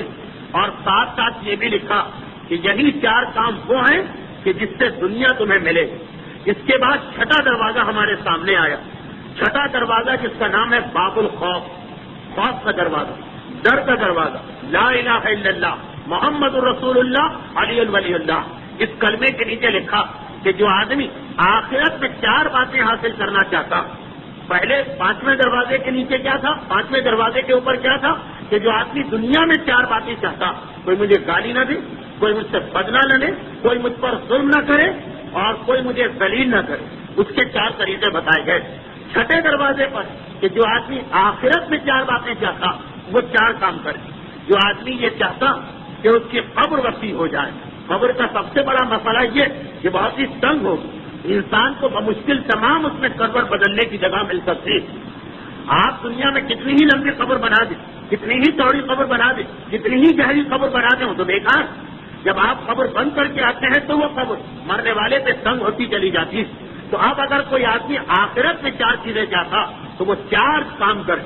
نمبر 1، اگر کوئی آخرت میں یہ چاہتا کہ اس کی قبر اس کے لیے وسیع ہو جائے تو وہ مسجد کی تعمیر میں حصہ لے. مسجد بن رہی، اللہ کا گھر بنایا جا رہا، تعمیر مسجد ہو رہی ہو، وہ اس میں حصہ لے. اگر کوئی آدمی یہ چاہتا کہ اس کی قبر میں اندھیرا نہ ہونے پائے، قبر کا دوسرا بڑا مسئلہ، پہلے تو قبر تنگ، اس کے بعد اندھیرا. اگر کوئی آدمی یہ چاہتا کہ قبر میں اندھیرا نہ ہونے پائے تو وہ مسجد میں جا کے چراغ روشن کرے. البتہ لفظ چراغ ایک ایسا جو زمانے اور حالات کے مطابق بدلتا رہتا. آج اگر یہ بلب آ گئے، آج اگر یہ بجلی کا نظام آ گیا تو اس کے اندر مدد کرنا مسجد کی یہ چراغ کے برابر. مسجد اگر ان بلب سے اور اس قسم کی روشنی سے منور، پھر بھی ہم جا کے اس میں مٹی کا دیا روشن کریں اس لیے کہ حدیث میں لفظ چراغ آیا ہے، تو یہ اس قسم کی بے وقوفی اور حماقت ہو. چراغ اس دور کا جو چراغ اور جو آج کا چراغ. نمبر 3، جو چاہتا کہ اس کی قبر کے اندر اس کا جسم بوسیدہ نہ ہونے پائے. قبر میں انسان کا جسم ٹکڑے ٹکڑے ہوتا، پھٹتا ہے اور ٹکڑے ٹکڑے ہوتا. اگر کوئی آدمی یہ چاہے کہ اس کا جسم قبر میں بوسیدہ نہ ہونے پائے، ٹکڑے ٹکڑے نہ ہونے پائے، تو وہ مسجد کے لیے فرش کا انتظام کرے. جو اللہ کے گھر میں فرش کا انتظام کرے گا، اللہ اس کے جسم کو بوسیدہ ہونے سے بچائے گا. اور جسم کی بوسیدگی کا آغاز کفن کے ٹکڑے ٹکڑے ہونے سے ہوتا، تو اس سے بچانے کے لیے مسجد میں فرش کا انتظام کرو. یہ معراج کی رات اللہ کا رسول جنت کے 6 دروازے کے اوپر پڑھ رہا ہے کہ کیا لکھا ہوا. اور چوتھی چیز، اگر کوئی آدمی یہ چاہتا کہ قبر کے کیڑے اس کے جسم پہ نہ چلیں اور اس کے جسم کو نہ کھائیں. قبر کا چوتھا بڑا مسئلہ، وہ کیڑے کے جو انسانی جسم کو اپنا کھاجا بناتے، قبر کے کیڑے اس کے جسم پہ نہ چلیں تو اس کے لیے وہ مسجد میں جھاڑو دے اور مسجد کے گرد و غبار اور مسجد کے کوڑا اور کرکٹ کو باہر نکالے. یہ تو آج ہمارا معاشرہ ایسا ہو گیا کہ ہر چیز کو ہم نے تنخواہ دار ملازم کی گردن پہ ڈال رکھا. ورنہ آپ کے علم میں ہوگا کہ پہلے زمانے میں تنخواہ دار ملازم ہونے کے باوجود ان کاموں میں حصہ لینا لوگ اپنے لیے سعادت اور ثواب سمجھتے. اس لیے کہ شب معراج پیغمبر نے جنت کے 6 دروازے پہ دیکھا کہ جو 4 کام چاہتا ہے تو 4 چیزوں سے اپنے آپ کو بچا لے. جو قبر میں غسل چاہتا ہے تو وہ تعمیر مسجد میں حصہ لے. ایسا نہ ہو کہ مسجد بن رہی ہو اور اس کے لیے 1 پیسہ اس کے اندر دینے کا موقع نہ ملے. جو قبر کے اندر اب اندھیرے سے بچنا چاہتا وہ مسجد کو اندھیرے ہونے سے بچا لے. جو قبر کے اندر جسم کو بوسیدہ ہونے سے بچانا چاہتا وہ مسجد کے فرش کو بوسیدہ ہونے سے بچا لے. اور جو قبر کے کیڑے مکوڑوں سے اپنے آپ کو بچانا چاہتا وہ مسجد کو کوڑا اور کرکٹ اور گرد و غبار سے بچائے. پیغمبر آگے بڑھے. 7واں دروازہ اللہ کے رسول کے سامنے باب الدعا، جس کا نام لا الہ الا اللہ محمد الرسول اللہ علی ولی اللہ. یہ 4 جملے تو اس کے اوپر، یہ 3 جملے تو اس پہ لکھے ہوئے، اس کے بغیر تو ہر چیز بیکار. اور ان کے نیچے یہ لکھا ہوا ہے کہ جو آدمی یہ چاہتا کہ اس کے دل میں نور پیدا ہو جائے. قرآن کی ایک آیت، ومن اتی بقلب سلیم، قیامت میں اسی کو نجات ملے گی جو دل کا نور لے کے آئے. اس کے حوالے سے اس دروازے پہ لکھا کہ جو آدمی یہ چاہتا کہ اس کے دل میں نور پیدا ہو جائے، اس کے بغیر تو جنت میں داخل ہو ہی نہیں سکتے، تو اس کے دل کا نور پیدا کرنے کے لیے 4 باتوں پہ عمل کرنا پڑے گا. نمبر 1، عیادت مریض. کوئی آدمی بیمار ہو جائے تو اس کی مزاج پرسی کو جانا. البتہ اس کا طریقہ بھی اسلام نے بتایا کہ نہ تو اس کو نظر انداز کرو اور نہ اتنی دیر بیٹھو کہ اس کے لیے زحمت ہو، لیکن عیادت مریض، بیمار کی مزاج پرسی کو ضرور جاؤ. نمبر 2، تشییع جنازہ. مومن کا انتقال ہو جائے تو اس کے جنازے میں حتی الامکان شرکت کرو. نمبر 3، اپنے کفن کو زندگی میں خرید کے اپنے سامنے رکھ لینا. اور نمبر 4، جو قرضہ لو تو قرضہ ضرور واپس کرنا، قرضہ ضرور ادا کرنا. جو 4 چیزوں کو اپنی زندگی میں لے آئے گا اللہ اس کے دل میں نورانیت پیدا کرے گا. اور جنت کا 8واں اور آخری دروازہ آنکھوں کے سامنے آ گیا، لا الہ الا اللہ محمد الرسول اللہ علی ولی اللہ. جنت کا 8واں دروازہ آنکھوں کے سامنے آ چکا. اور اس 8ویں دروازے سے کلمے کے نیچے ایک عجیب جملہ لکھا کہ اگر کوئی آدمی یہ چاہتا کہ ان 8 دروازوں سے بڑے آرام کے ساتھ گزر جائے تو 4 چیزوں پر عمل کرے. نمبر 1، سخاوت. اللہ نے جو نعمتیں اس کو دی اس میں دوسروں کو شریک کرے. نمبر 2، خوش اخلاقی. خوش اخلاق ہونا یہ خود اسلام کی نگاہ میں ایک بہت بڑی عبادت ہے. انسان کا مزاج، انسان کی بات چیت کا طریقہ صحیح. نمبر 3، راہ خدا میں صدقہ دینا. نمبر 3، راہ خدا میں صدقہ دینا. اور نمبر 4، اللہ کے مومن بندوں ایذا رسانی سے محفوظ رہنا، یعنی ہماری ذات سے کسی مومن کو کوئی تکلیف نہ پہنچے، تو 8واں اور آخری دروازہ جسے کھولا تو جنت میں داخل ہو گئے، اس 8ویں دروازے پہ یہ 4 آخری باتیں لکھی کہ اگر 8 دروازوں سے تیزی سے گزرنا چاہو تو سخاوت، خوش اخلاقی، صدقہ اور اللہ کے بندوں کو تکلیف پہنچانے سے دور رکھنا، یہ 4 چیزوں کو اپنی زندگی میں داخل کرو۔ پیغمبر اسلام نے جنت کے 8 دروازوں کا دورہ کیا اور ان 32 نصیحتوں کو حاصل کر کے ہم تک پہنچایا جو جنت کو ہمارے لیے آسان کرتے ہیں۔ اب دیکھ لیجیے روایت کا آخری ٹکڑا، وہ کون سی چیزیں جو جنت کو دور کر کے جہنم کو ہم سے قریب کرتے ہیں، یہ بھی 30 باتیں، کیونکہ جہنم کے 7 دروازے اور ہر دروازے پہ 3 باتیں لکھی ہوئی۔ پیغمبر اسلام جنت سے واپس آئے، جہنم کے دروازوں کے قریب سے گزر رہے، جہنم کے دروازوں کا کوئی نام نہیں ہے پہلی بات، اور اس کے اوپر کوئی ایسا جملہ نہیں لکھا کہ جو اس میں داخل ہونے کا پاسپورٹ بنے۔ جہنم ہی تو واحد مقام ہے جس کے لیے نہ ویزے کی ضرورت ہے، نہ پاسپورٹ کی ضرورت ہے، نہ لوگوں کی خوشامد کرنے کی ضرورت ہے۔ انسان چاہے تو بہت آسانی سے اپنے آپ کو لے جا سکتا۔ تو ہر دروازے کے اوپر 3 باتیں ہیں، 3 باتیں لکھی ہوئی۔ وقت کو دیکھتے ہوئے اور موضوع کی وسعت کا اندازہ کرتے ہوئے انہیں اور بھی جلدی میں بیان کیے دیتا ہوں۔ پہلے دروازے کے اوپر 3 باتیں لکھی ہوئی کہ جو آدمی اللہ سے امید رکھتا وہ دنیا کا سب سے خوش قسمت انسان۔ اگر آپ سے پوچھا جائے کہ آپ کی نگاہ میں خوش قسمت کسے کہتے ہیں، آپ نے فلاں سے بڑا خوش قسمت کھارادر کے چھوٹے سے فلیٹ سے کلفٹن کے بڑے بنگلے میں منتقل ہو گیا، بھائی کون آدمی خوش قسمت؟ فلاں سے بہت خوش قسمت۔ جولیا بازار میں اس نے سڑک کے کنارے ٹھیلا لگایا تھا اور آج اس کا کاروبار اتنا بڑا ہے کہ دنیا کے ہر ملک میں اس کی ایک نہ ایک برانچ۔ مگر جہنم کا دروازہ کہہ رہا ہے کہ یہ لوگ خوش قسمت نہیں۔ خوش قسمت کون ہے؟ جس کی امید صرف اللہ سے ہوتی ہے، جو اللہ پہ بھروسہ رکھتا ہے، صرف وہ خوش قسمت۔ دوسری بات یہ لکھی کہ جو اللہ سے ڈرتا وہ پھر کسی سے نہیں ڈرتا۔ اگر سوال کیا جائے کہ دنیا میں سب سے بہادر آدمی کون؟ فلاں آدمی، ارے وہ گورنمنٹ کے مقابلے میں کھڑا ہو گیا، ارے اس نے تو فوج کی یا پولیس کی پرواہ نہ کی، ارے اس نے تو قانون کی پرواہ نہ کی، مگر لکھا ہوا ہے کہ جو اللہ سے ڈرتا اس سے زیادہ بہادر کوئی نہیں۔ اور تیسرا جملہ جہنم کے پہلے دروازے پر کہ جو آدمی غیر اللہ سے امید رکھتا، اللہ سے امید نہیں کسی اور سے اس کی امید، اور جو اللہ کے علاوہ کسی اور سے ڈرتا، حکومت سے ڈرے، قانون سے ڈرے، معاشرے سے ڈرے، دوستوں سے ڈرے، اپنے دفتر کے سربراہ سے ڈرے، اپنے گاہکوں سے ڈرے، اس سے زیادہ دھوکہ کھانے والا اور ہلاک ہونے والا کوئی نہیں۔ پیغمبر اسلام فرماتے کہ میں نے دیکھا جنت کے دوسرے دروازے، اس کے برابر جو دوسرا دروازہ ہے جہنم کا، جہنم کے دوسرے دروازے کے اوپر 3 جملے اور لکھتے ہوئے، اللہ کی لعنت۔ 3 آدمی ایسے ہیں جن پہ اللہ کی ایسی لعنت ہے کہ جہنم کے دروازے پہ لکھ دیا گیا۔ ویسے تو لعنت کا جملہ خود قرآن اور حدیث میں اور بہت سے لوگوں کے لیے آیا، مگر یہ 3 ایسے اسپیشل آدمی کہ ان کی لعنت جہنم کے دروازے پہ لکھی گئی۔ اللہ کی لعنت ہو بخیلوں پر، یعنی جو آدمی کنجوس ہے، جان چلی جائے لیکن ایک پیسہ نہ راہ خدا میں دینے کو تیار، نہ کسی مومن کی مدد کرنے کو تیار۔ نمبر 2، اللہ کی لعنت ہو ظالموں کے اوپر، جو ظلم کرنے والا آج تو اپنے آپ کو بہت طاقتور سمجھتا مگر جہنم کے دروازے پہ اس کا تذکرہ۔ اور نمبر 3، اللہ کی لعنت ہو جھوٹوں کے اوپر، جھوٹ جو ہمارے یہاں سب سے معمولی گناہ، خدا کی نگاہ میں اتنا بڑا گناہ کہ باقی گناہگاروں کو چھوڑتے ہوئے جہنم کے دروازے پہ اس کا تذکرہ کیا جا رہا۔ نمبر 3، جہنم کے تیسرے دروازے پر 3 باتیں لکھی ہوئی۔ پہلی بات، جو قیامت کی پیاس سے اپنے آپ کو بچانا چاہتا وہ دنیا میں پیاسوں کو پانی پلائے، جو قیامت کی بھوک سے اپنے آپ کو بچانا چاہتا وہ دنیا میں بھوکوں کو کھانا کھلائے، جو قیامت کی بے لباسی سے اپنے آپ کو بچانا چاہتا وہ دنیا میں بے لباس کو لباس عطا کرے۔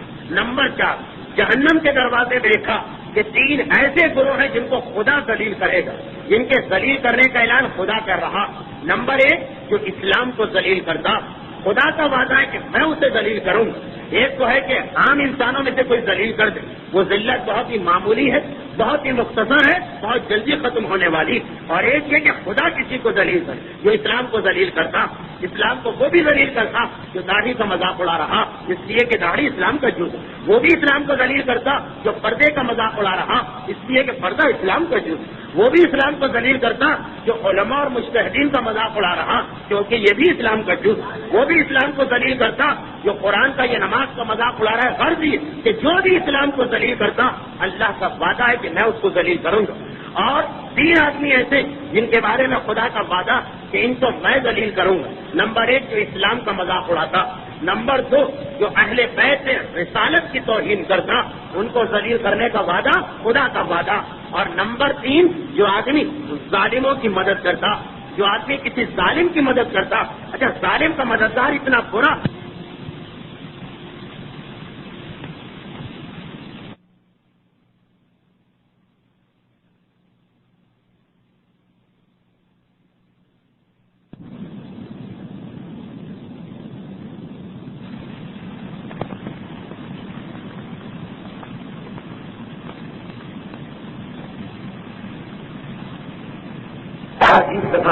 بڑا ہی خطرہ.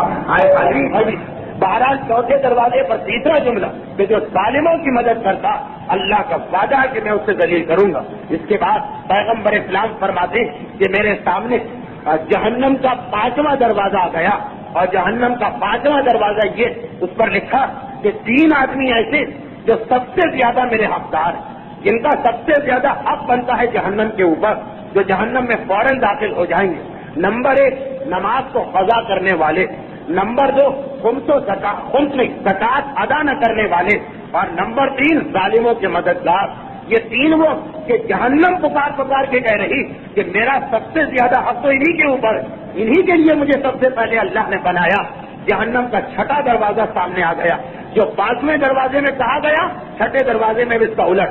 6ٹھے دروازے پہ لکھا کہ 3 گروہ ایسے ہیں کہ جن پر میں حرام ہوں. 3 ایسے گروہ جہنم کے اوپر لکھا کہ میں ان کے اوپر حرام، وہ میرے اندر داخل ہو ہی نہیں سکتے. نمبر 1 حلال رزق کے لیے گھر سے نکل کے کوشش کرنے والے، حلال رزق حاصل کرنے کے لیے جو گھر سے نکل کے کوشش کرتے ہیں. نمبر 2 راہ خدا میں صدقہ دینے والے، اور نمبر 3 روزہ رکھنے والے. جتنی کثرت کے ساتھ روزہ رکھے گا اتنا ہی جہنم اس کے اوپر حرام ہوتی چلی جاتی. اور جہنم کے 7ویں اور آخری دروازے کے اوپر 3 عام نصیحتیں. آخری نصیحتیں، پہلی نصیحت یہ لکھی کہ اس سے پہلے کہ خدا تمہارا حساب و کتاب شروع کرے تم خود اپنا حساب و کتاب کر لو. کیوں انتظار کرتے ہو قیامت کے دن کا، جب نامہ اعمال کھولا جائے گا تب ہم دیکھیں گے کہ ہم نے کیا کیا تھا. اس سے پہلے اپنا حساب کر لو. نمبر 2 جو دوسری نصیحت جہنم کے آخری دروازے کے اوپر وہ یہ کہ کبھی بھی اس سے پہلے کہ خدا تمہیں کوئی تنبیہ کرے اپنے آپ کو تنبیہ کر لو. کیوں انتظار کر رہے ہو؟ دیکھیے ایک تو ہے خدا کا عذاب جو آخرت میں آتا، ایک یہ ہے کہ خدا کبھی کسی مومن بندے آخرت کے عذاب سے پہلے تنبیہ کر دیتا، ایک چھوٹی سی مصیبت اس پہ ڈال دیتا، چھوٹا سا عذاب اس پہ ڈال دیتا تاکہ مومن چونک جائے، کانپ جائے، دیکھنے لگے کہ مجھ سے کیا گناہ ہوا. تو اس سے پہلے کہ تمہارے گھر میں کوئی چھوٹا موٹا عذاب آئے، اس سے پہلے کہ خدا تمہیں کوئی تنبیہ کرے خود اپنے آپ کو تنبیہ کر لو. روزانہ دیکھتے رہو کہیں ایسا تو نہیں کہ آج مجھ سے کوئی غلطی ہو گئی ہے اور میرے گھر پہ عذاب خدا آنے والا. اور تیسری اور آخری نصیحت کہ اس سے پہلے کہ ملک الموت آ جائے اپنے لیے دعا کر لو، اس لیے کہ جنت کے دروازے کی 32 نصیحتیں، جہنم کے دروازے کی 20 نصیحتیں، یہ 52 نصیحتیں اپنی جگہ، مگر یہ تو ہمارا ایمان اور اعتقاد کہ بہرحال تمام تر نیکیوں کے باوجود اور ہر گناہ سے اپنے آپ کو بچانے کے باوجود جب تک کہ خدا کی رحمت ہمارے شامل حال نہ ہو ہم کامل نجات حاصل نہیں کر سکتے. تو آخری نصیحت یہ کہ ملک الموت کے آنے سے پہلے دعا کر لو. اس غرور میں نہ بیٹھنا کہ میں نے اتنی نمازیں پڑھی ہیں، میں نے اتنے روزے رکھے ہیں، میں نے اتنے حرام سے اپنے آپ کو بچایا، اب مجھے کیا فکر کرنا ہے. نہیں، تمام تر نیکیوں کے باوجود دعا ضرور کرتے رہنا اپنے حق میں، اس سے پہلے کہ ملک الموت آ جائے اور دعا کا دروازہ بند ہو جائے. پیغمبر اسلام نے ان 53 نصیحتوں کو جو 32 جنت کے دروازے پر ہیں، جو آخری 21 جہنم کے دروازے پر ہیں، غور سے پڑھا اور واپس معراج کے سفر سے آنے کے بعد ہم تک اور آپ تک ان تمام نصیحتوں کو پہنچایا.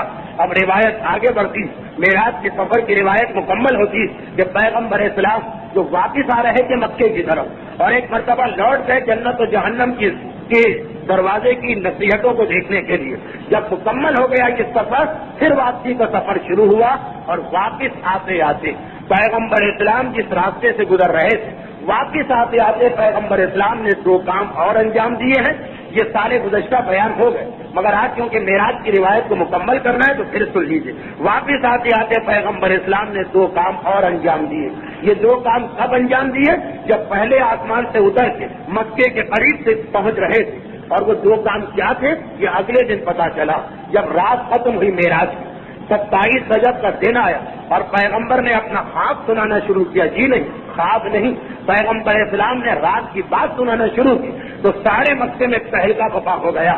جو مسلمان تھے وہ تو آمنا اور صدقنا کی منزل پہ تھے. جو آپ نے کہا ہم ایمان لائے اور ہم تصدیق کرتے ہیں، مگر کفار کو مذاق اڑانے کا ایک نیا موقع ہاتھ میں آ گیا، ایک نیا مشغلہ ان کے ہاتھ میں لگ گیا. جہاں 2 کافر بیٹھے تذکرہ ہونے لگا. دیکھا تم نے اس جس کو ہم معذاللہ مجنون اور پاگل کہا کرتے، آج اس کے دماغ کی خرابی اس کیفیت پہ پہنچ گئی کہ سالوں کا سفر وہ کہہ رہا ہے کہ میں ایک رات میں طے کر کے آ گیا. ہوتے ہوتے یہ بات خانہ کعبہ کے سامنے جو عربوں کی میٹنگ ہوتی تھی وہاں تک پہنچ گئی. پیغمبر اسلام کا مذاق پوری شدت کے ساتھ اڑایا جا رہا کہ اتنے میں پیغمبر اسلام وہاں خود پہنچتے اور کہتے ہیں کہ بتاؤ تو صحیح تمہارا مسئلہ کیا، تم میری بات پہ یقین کیوں نہیں کرتے ہو؟ دیکھو 2 نشانیاں میں تمہیں بتاتا ہوں. جب میں واپس آ رہا تو اے ابو سفیان، تو جب میرا مذاق اڑانے والوں میں شامل، جب میں واپس آ رہا تو جو تیرا تجارتی قافلہ شام سے مکے آ رہا اس کا ایک اونٹ کھو گیا. اونٹ عرب میں بڑی قیمتی چیز سمجھا جاتا، بے انتہا اس کی قیمت ہوتی. جیسے آج مرسیڈیز گاڑی کسی کے غائب ہو جائے، ایک اونٹ تیرا کھو گیا. تیرے غلام، تیرے کارندے، تیرے وکیل اور ایجنٹ جو اس قافلے میں تیرے سامان تجارت کو دیکھ رہے بہت پریشان تھے، چاروں طرف گھوم رہے. میں نے اس وقت ان کو بتایا کہ یہ اونٹ کہاں ہے اور وہ لے کے آئے اور انہوں نے میرا شکریہ ادا کیا. یہ کب کی بات ہے؟ جب پیغمبر آسمانوں سے اتر کے مکے کے قریب پہنچ چکے. اور سنو، تمہارے شہر میں عنقریب عقبہ کا ایک قبیلہ داخل ہونے والا. کل رات کو جب میں بالکل مکے کے قریب پہنچا مجھے پیاس لگی. ان کے برتنوں میں پانی تھا، ایک برتن سے میں نے پانی پیا اور پھر اس برتن کو میں نے زمین پہ انڈیل دیا، برتن کو خالی کر دیا. ان 2 چیزوں کی تصدیق تمہیں ہو جائے گی. مکے والوں نے فوراً اپنے جاسوس بھجوا جا کے دیکھو یہ 2 قافلے کہاں آ رہے. اور اتنی ہی دیر میں ابو جہل نے کہا اچھا ایک بات کو بتاؤ، تم جو زمینوں اور آسمانوں اور 7ویں آسمان اور عرش اور کرسی کی بات کرتے ہو وہاں تو ہم کبھی گئے نہیں. ہاں تم نے جو پورا اپنا واقعہ سنایا اس میں ایک جگہ ہماری دیکھی ہوئی، اس کے بارے میں ہم سوال کریں گے اور وہ ہے بیت المقدس. کیونکہ بیت المقدس شام میں تھا اور مکے کے کتنے ہی آدمی ایسے جو سال میں 2 مرتبہ 3 مرتبہ شام جاتے ہیں. پیغمبر اسلام تو صرف ایک بار گئے تھے زندگی میں، یا ایک روایت میں ہے کہ 2 بار، اس سے زیادہ تو نہیں گئے. لیکن آج ابو جہل نے کہا کہ اگر تمہارا یہ پورا سفر نامہ صحیح ہے، آسمانوں کے بارے میں ہم کیا پوچھیں، ہمیں خود کچھ نہیں پتا. عرش اور کرسی کے بارے میں ہم کیا سوال کریں، ہم خود کبھی نہیں گئے. ہاں بیت المقدس کے بارے میں ہم سوال کرتے ہیں. ہاں اے میرے ساتھیوں، تم میں سے کون ایسا ہے جسے بیت المقدس کا نقشہ اچھی طرح سے یاد؟ کھڑے ہو گئے 4-5 آدمی. یہ آدمی 30 دفعہ گیا ہے، وہ آدمی 40 دفعہ گیا ہے، وہ آدمی 50 دفعہ گیا. ان کو سامنے لایا گیا اور کہا کہ اب تم سوال کرو، ابھی دودھ کا دودھ اور پانی کا پانی ہو جاتا. کیونکہ یہ تو سارے مکے کو معلوم ہے کہ رسول خدا تو انہیں کے درمیان رہتے ہیں صرف ایک مرتبہ، اور وہ بھی آج سے 20-30 سال پہلے گئے ہیں بیت المقدس. اس عرصے میں وہاں کی مسجد میں بھی کئی تبدیلیاں آ گئی. 30 سال میں کچھ مینار توڑ دیے گئے، کچھ مینار بڑھا دیے گئے، کچھ گنبد توڑ دیے گئے، کچھ دیواریں بڑھا دی گئی. اب بولو جو 40 اور 50 مرتبہ جا چکے وہ آگے آئے اور ایک ایک سوال کیا، مینار کتنے، ممبر کتنے، دروازے کتنے، برج کتنے. اور پیغمبر اسلام، روایت یہ کہ بیت المقدس بالکل پیغمبر کے سامنے لا کے رکھ دیا گیا. پیغمبر اسلام ایک ایک سوال کو سنتے ہیں، اپنی آنکھوں سے بیت المقدس کو دیکھتے ہیں اور جواب دیتے چلے جاتے ہیں. یہاں تک کہ ابو جہل آخر میں پھر وہی جملہ کہا جو چاند کے 2 ٹکڑے ہوتے وقت کہا تھا کہ تم تو اتنے بڑے جادوگر ہو کہ یہاں بیٹھ کر وہاں کی خبر ہم تک پہنچا دیتے ہو، مگر ہم نہیں مان سکتے کہ تم آسمانوں پر گئے. اور کتنی دیر وہ جاسوس دوڑ کے آئے اور کہا واقعات وہ 2 قافلے آ رہے، ایک ہمارا تجارتی قافلہ جو شام گیا اور ایک قبیلہ عقبہ کا قافلہ مکے کی زیارت کے لیے آ رہا. جیسے ہی وہ قافلے داخل ان دونوں کو بلایا گیا. پیغمبر اسلام نے ایک نشانی اور بتائی تھی کہ جس قبیلے کے قافلے کا میں نے پانی پیا اس میں سب سے آگے ایک اونٹ ہوگا، سرخ بالوں والا اونٹ، جس کی پشت پر 2 گھوڑے ہوں گے، ایک کالے رنگ کا اور ایک سفید رنگ کا. تو جیسے ہی یہ قبیلہ یہ قافلہ داخل ہوا مکے، پہلی نشانی سب کے سامنے. پھر ایک مرتبہ ان کو حرم لایا جاتا، وہ تو آ بھی رہے تھے حرم، اور ان سے سوال کیا گیا کہ کل رات کو کوئی عجیب واقعہ تو پیش نہیں آیا. سب نے کہا کہ ہاں. آپ کو معلوم ہے کہ عرب میں پانی کی بڑی اہمیت. سب نے کہا ہاں.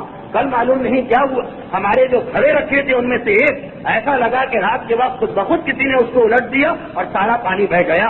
اتنی دیر میں وہ تجارتی قافلہ بھی آ گیا. ابو سفیان سب سے آگے دوڑ کے جاتا اور اپنے نمائندوں سے, کارندوں سے, غلاموں سے پوچھتا کہ خیریت تو ہے. وہ اس واقعے کو چھپانا چاہتے تھے. کہا کہ ہاں بالکل خیریت. کہا کہ میرے سارے جانور صحیح سلامت تو ہے. جب کئی سوال کیے تو اب مجبور ہو کے بتانا پڑا کہ کل رات کو ایک بہت بڑا مسئلہ پیش آ گیا تھا. آپ کا ایک قیمتی اونٹ کھو گیا. اور صبح کے قریب کسی آدمی نے آ کے ہمیں بتایا کہ وہ اونٹ کہاں پہ بندھا ہوا. مگر یہ ساری باتیں سننے کے بعد کفار مکہ حیران تو ہے, پریشان تو ہے. ان تمام باتوں کا کوئی ریزن, کوئی سبب سمجھ میں نہیں آ رہا. بھئی یہ پانی کا واقعہ کیسے پیش آ سکتا؟ یا تو رسول کی بات مانو یا اس واقعے کو جھٹلاؤ. مگر سارا قافلہ کہہ رہا ہے کہ پانی کا واقعہ پیش آئے. اونٹ کا واقعہ کیسے پیش آیا؟ ضرور رسول کی بات کو ماننا چاہیے. یہ بیت المقدس کا معاملہ تو ہم نے خود سامنے رکھا تھا. ہم نے کہا تھا بیت المقدس کی تفصیل بتاؤ تو ہم تمہاری رسالت پر ایمان لے آئیں گے, یا کم سے کم کل رات کے واقعے پہ ایمان لے آئیں گے.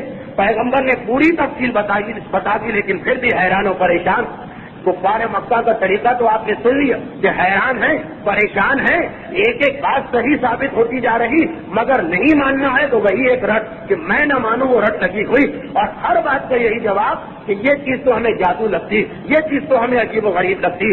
اب کفار مکہ پہ تو جتنی حیرت ہو تو ہو, لیکن بعض اوقات ہمیں ان مسلمانوں کے اوپر حیرت ہو جاتی جن کے ساتھ میں ساری تاریخ اسلام, جنہیں پتا کہ جس دن پیغمبر نے اعلان رسالت کیا اس دن سے لے کر پیغمبر کی مکی زندگی کے تقریباً آخری حصے تک وہ کون سی شخصیت تھی جو آگے بڑھ کے پیغمبر کے لیے سینہ سفر رہی, جس نے ہر مقام پر پیغمبر کی حفاظت کی, جس نے ہر مقام پر پیغمبر کی مدد کی, جس نے اپنی اولاد تک کو پیغمبر پر اس طرح قربان کرنا چاہا کہ شیب ابی طالب میں ہر رات کو بستر بدلا جاتا ہے.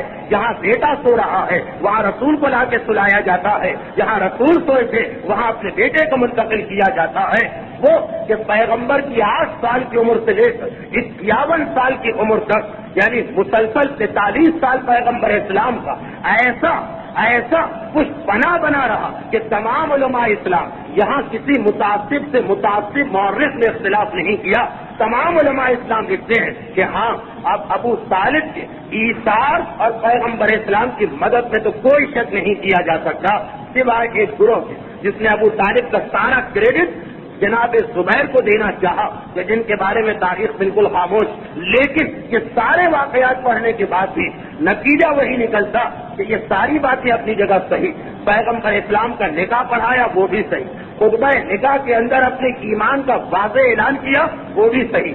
پیغمبر اسلام کی ہر مصیبت اور پریشانی میں نہ صرف یہ کہ پیغمبر کے کچھ بنا بنے, بلکہ بار بار پیغمبر کو وسیلہ بنایا. بارش نہیں ہوتی ہے تو ابو طالب ہی تو ہے جو پیغمبر اسلام کو وسیلہ لے کے بارگاہ الہی میں جاتے, اور ہر موقع پہ ابو طالب نے پیغمبر کی شان میں قصیدہ کہا. یعنی اگر آپ کبھی توجہ کے ساتھ دیکھیں تو جتنے بھی مسلمان پیغمبر کی زندگی تک مسلمان ہوئے ان سب نے شان رسول میں جتنی باتیں کہی ان کو ایک طرف رکھیں, تب بھی ابو طالب کے قصیدے ان سب سے زیادہ خالی تعداد کی میں بات کر رہا ہوں, اور ہر قصیدے میں تقریباً صراحت کے ساتھ یہ موجود ہے کہ ہم اس نبی پر ایمان لائے. یہ ویسا ہی نبی ہے کہ جیسے ابراہیم اور موسیٰ, مگر اس کے باوجود وہی ایک رٹ کہ ہم ابو طالب کے ایمان کو نہیں مان سکتے ہیں, ہم ابو طالب کو مومن ماننے کو تیار نہیں ہے. اندازہ کریں اس تعصب کی انتہا کا اندازہ اس بات سے کیا جا سکتا کہ ایک عالم سعودی عرب کے ایک عالم تھے عبداللہ خنیزی, جناب ابو طالب کے ایمان پر ایک کتاب لکھی, ابو طالب مومن قریش. جناب ابو طالب کے معذاللہ نام نہاد کفر کو ثابت کرنے کے لیے مسلمانوں نے وہی طریقہ اختیار کیا جو خود مولائے کائنات کے بارے میں اختیار کیا گیا, کہ قرآن کی بہت ساری آیتوں کے بارے میں جھوٹی حدیثیں بنا کر توڑ مڑوڑ کر یہ ثابت کرنے کی کوشش کی گئی کہ یہ ابو طالب کی مذمت میں نازل ہوئی معذاللہ. یہ جتنی بھی ایسی حدیثیں ہیں ان سب کا تفصیلی حال آپ کو اس ابو طالب مومن قریش نامی کتاب میں ملے گا. یعنی علماء اہل سنت نے جناب ابو طالب کے ایمان کے بارے میں باقاعدہ کتابیں بھی لکھی. خود مفتی اعظم مکہ نے اصل المطالب فی ایمان ابی طالب کے موضوع پر 400 صفحے کی کتاب لکھی تھی آج سے 200 سال پہلے. مگر وہی بات کہ چند متعصب مورخین کی فکر اکثریت پہ حاوی آ گئی. جھوٹی حدیثیں بنائی گئی، ان سب کی تفصیل اس کتاب میں موجود ہے۔ اس کتاب کا موضوع کیا ہے؟ اس کتاب میں فقط ابو طالب کے ایمان کو ثابت کیا گیا۔ عبداللہ قنیزی نے، سعودی حکومت نے ان کو گرفتار کیا اور گرفتار کرنے کے بعد ان کے سامنے یہ پیشکش رکھی مشہور کہ اپنی کتاب کو واپس لے لو ورنہ سزا کے لیے تیار ہو جاؤ۔ 80 کروڑ کی سزا اور عمر قید ان کے لیے سنائی گئی۔ وہ بات کہ ہمارے مراجع اعظام خصوصاً آیت اللہ محسن الحکیم کی کوششیں کہ یہ رہا ہو کر نجف اور قم پہنچے، مگر اندازہ کیا جا سکتا کہ دنیا میں کیسے کیسے موضوعات پہ کتابیں لکھی گئیں، لیکن اگر کسی اسلامی مملکت کسی مصنف کو گرفتار کیا، پیغمبر کی شان میں گستاخی کی گئی، خدا کا مذاق اڑایا گیا انہی اسلامی مملکتوں میں، مگر گرفتاری کتاب لکھنے پر اگر ہوتی ہے تو فقط اس آدمی کی جس نے ابو طالب کے ایمان کے موضوع کے اوپر ایک کتاب لکھ ڈالی تھی۔ اور وجہ کیا تھی؟ وجہ یہی کہ ان تمام حدیثوں، ایک تو ہوتا ہے جذباتی تقریر کرنا، جذباتی تقریر سے مجمع تو خوش ہو جاتا لیکن بہرحال علمی حلقوں میں تو وہ بات نہیں مانی جاتی۔ تمام حدیثوں کو اہل سنت کے معیار سے ثابت کیا تھا کہ ہر حدیث میں کیا خرابی۔ یہ کتاب اردو میں بھی ترجمہ ہو چکی، لیکن ان تمام باتوں کے باوجود آخر میں وہی جملہ کہ میں نہ مانوں۔ اس موقع پر مجھے ایک عالم اہل سنت کا ایک جملہ یاد آ رہا، جملہ اگر کہ یہ حقیقت کو بیان نہیں کر رہا مگر ایک اعتبار سے بات کتنی بڑی حقیقت۔ بہت بڑے عالم اہل سنت ہیں مولانا اشرف علی تھانوی، البتہ میں یہ نہیں کہہ رہا ہوں کہ ان کے تقوی کی عدالت کی گواہی نہیں دے رہا ہوں، لیکن ان کے ماننے والے، ان کی مجلس ہوتی، یہ کتابوں میں موجود۔ ایک مرتبہ کسی نے ان سے یہ سوال کیا کہ آپ بتائیے کہ ابو طالب مومن تھے یا کافر، تو انہوں نے جو جواب دیا بہت ہی مختصر جواب دیا، ان کا طریقہ، ان کا جواب صرف ایک جملہ، مگر خود یہ جملہ بتا رہا کہ ابو طالب کا اسلام پر کتنا بڑا احسان ہے۔ کہا کہ اس مسئلے پر ایک جملہ آگے نہ کہنا، اس لیے کہ جب یہ ذکر ہوتا ہے تو پیغمبر اسلام کو اذیت و تکلیف پہنچتی، اور حقیقت بھی یہی۔ آپ خود سوچیں کہ ابو طالب جیسا پیغمبر اسلام کا محافظ اور خوش پناہ جب کبھی کسی بھی انداز سے یہ کہا جائے کہ معاذ اللہ ابو طالب کافر، تو پیغمبر اسلام سے زیادہ اور کس کے دل کو تکلیف پہنچے گی؟ یہ کسی گروہ کا یا کسی فرقے کا یا کسی مکتب فکر کا مسئلہ نہیں، یہ خود ذات رسالت کا مسئلہ۔ کیا اللہ کا رسول معاذ اللہ احسان فراموش ہو جائے کہ جس نے سب سے زیادہ ظاہری اعتبار سے پیغمبر پر احسان کیے وہ یہی خاندان ہے ابو طالب، وہ یہی ابو طالب کی شخصیت ہے۔ پیغمبر کا دل کتنی تکلیف محسوس کرتا ہوگا۔ یہ دوسری بات ہے کہ ایمان ابو طالب کی مذمت، ایمان ابو طالب کی مخالفت میں دنیا وہاں تک پہنچ گئی کہ اللہ کے رسول کے والد اور والدہ کو جہنم کی آگ میں جلایا، مگر ہم جانتے ہیں کہ یہ سارا مسئلہ کیا، یہ سارا مسئلہ ایک بڑی اکثریت تو نادانی میں ہے، ان کو غلط بات بتائی جا رہی ہے، وہ سنتے جا رہے ہیں، مگر یہ سارا مسئلہ شروع وہاں سے ہوا کہ قریش مکہ کے دل میں اور مسلمانوں میں منافقین کے دل میں اگر سب سے زیادہ دشمنی تھی کسی کے بارے میں تو وہ ابو طالب اور آل ابو طالب تھی۔ اسی لیے یہ جملہ ہم بار بار سنتے ہیں کہ پیغمبر اسلام کا تو ہم کبھی کا خاتمہ کر دیتے اگر یہ علی ہمارے راستے کی رکاوٹ بن کے نہ آتے۔ آپ کو یاد ہوگا کہ عاشور کے میدان میں جب حسین ابن علی نے سوال کیا عمر خاص سے کہ اتنا بتا کہ میں نے تجھے کیا نقصان پہنچایا، تیرا کیا بگاڑا جو تو اتنا بڑا لشکر لے کے میرے مقابلے میں آیا، تو اس کا جواب کیا تھا؟ یہی تو تھا کہ بغضن میں ابھی آج کل جو دلیلیں بنا بنا کے پیش کی جائیں کہ معاذ اللہ ثم معاذ اللہ یزید حاکم برحق تھا یا اس کو پتہ ہی نہیں چلا کہ کیا ہوا، مگر عمر سعد کہہ رہا کہ تمہارے باپ کی دشمنی میں ہم تمہارے خلاف میدان کے اندر آئے اور علی بہرحال امام وقت ہے۔ میں یہ نہیں کہتا کہ علی کو ابو طالب نے تربیت دی تھی کہ تم رسول کی مدد کرنا، یہ معاذ اللہ ابو طالب کی تعریف نہیں ہے، یہ علی کی توحید ہے، علی امام معصوم ہے، مگر وہ بچپنے کا سارا ماحول، وہ سارا معاشرہ اور علی کے سامنے ہے، علی کے گھرانے کے سامنے ہے۔ ابو طالب کی تربیت کا نتیجہ یہ ہے کہ علی تو امام وقت ہے، مگر ہم دیکھتے ہیں کہ عقیل ہو یا جعفر طیار ہو یا ام ہانی ہو، پورا خاندان ہے ابو طالب جب وقت اسلام پہ پڑتا ہے تو یہی خاندان آگے بڑھ کے اپنا خون دیتا ہے۔ ایک عجیب جملہ، اگر کہ یہ جملہ اگر صحیح طریقے سے نہ سنا جائے تو توہین رسالت میں داخل ہو سکتا، لیکن بہرحال اپنی جگہ تاریخ کی حقیقت ہے کہ اسلام پھیلا، اللہ کا نام بلند ہوا، پیغمبر اسلام کی رسالت کا لوگوں نے کلمہ پڑھا، شریعت دنیا میں نافذ ہوئی، مگر کس طریقے سے؟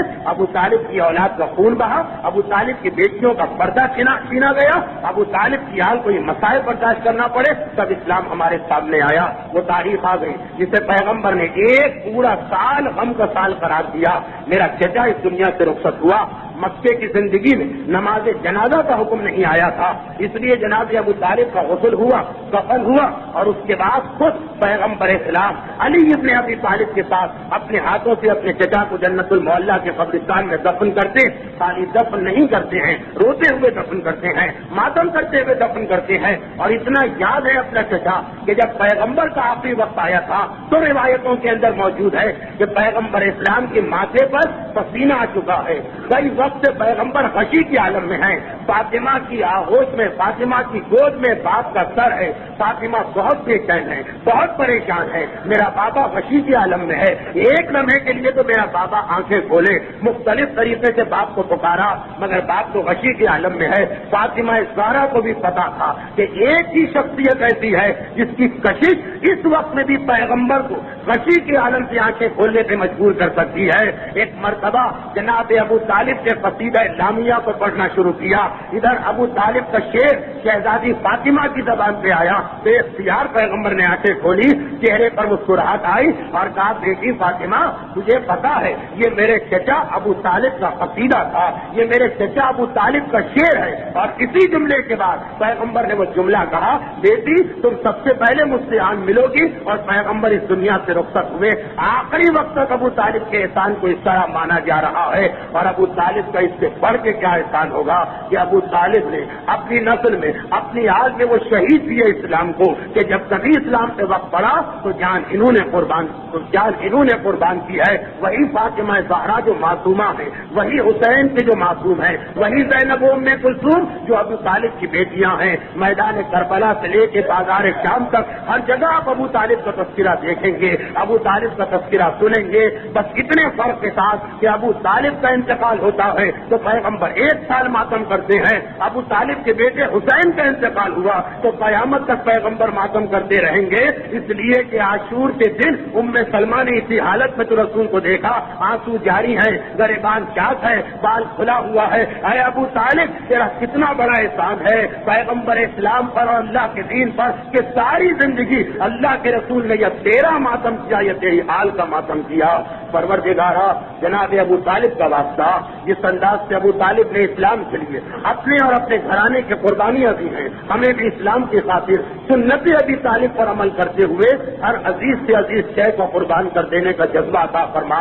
پروردگارا میدان قیامت میں ہمیں بھی ابو طالب اور آل ابو طالب کے ساتھ مشہور فرما۔